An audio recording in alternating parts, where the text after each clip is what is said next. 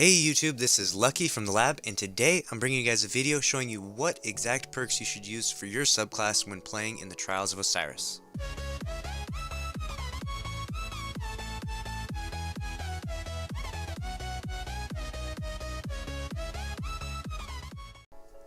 Alright, now I decided to make this video because, as most of you know, my roommate and I, we carry people through the Trials of Osiris, and the first question that I always ask every new person that we play with is, how big is your PvP-ness?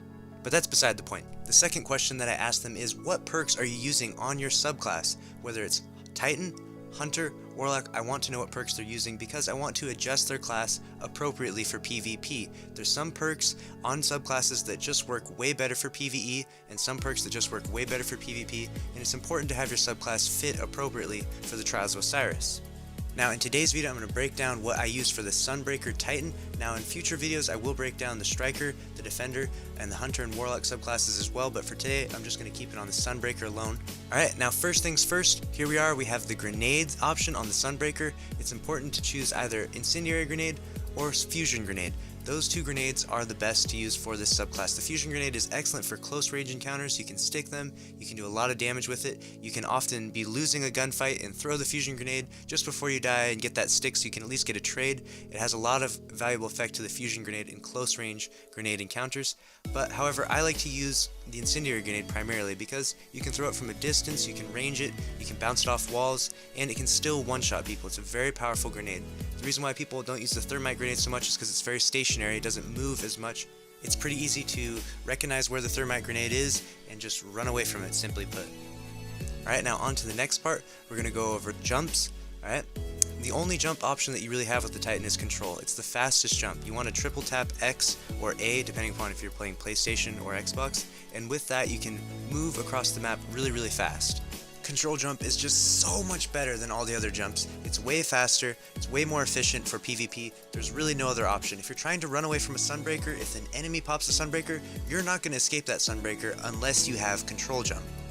Alright, now the next part is going to be under your Hammer of Soul. Alright, you have 3 perk options, but the best one for sure is Forge Master. This allows you to throw more hammers. If you were to stand still and throw hammers consistently, you could throw up to 7 hammers with this. It's much more effective than any of the other options for PvP. Imagine if Golden Gun had the option of shoot 3 Golden Gun shots or shoot 7. The decision is obvious.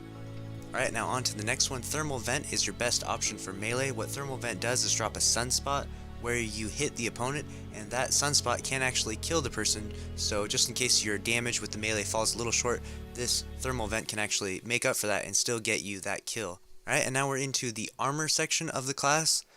Basically what you need to have on every subclass is battle recovery and toughness. It's really important to have toughness. We talked about it in our PvP tests. When you're using a Sunbreaker, a Golden Gun can one-shot you unless you're using maximum toughness. If you're using maximum toughness on your Sunbreaker, it'll take 2 Golden Gun shots to kill you. Incredibly important to have maximum toughness and battle recovery on all your classes. You could use toughness and speed if you want to, but I feel like the speed doesn't actually add much to your class, so I'd rather have an increased timer for recovery of my shields or of my health instead of having a very small increase in speed. So I personally use battle recovery and toughness on all my subclasses. Next one is Flame Seeker. This one's really important. Your hammer will actually take a hard 45-degree turn to seek people. It's really important that you use Flame Seeker when throwing hammers because it'll make it much easier to get those kills, especially if people are trying to run away from you, which is the common reaction right now.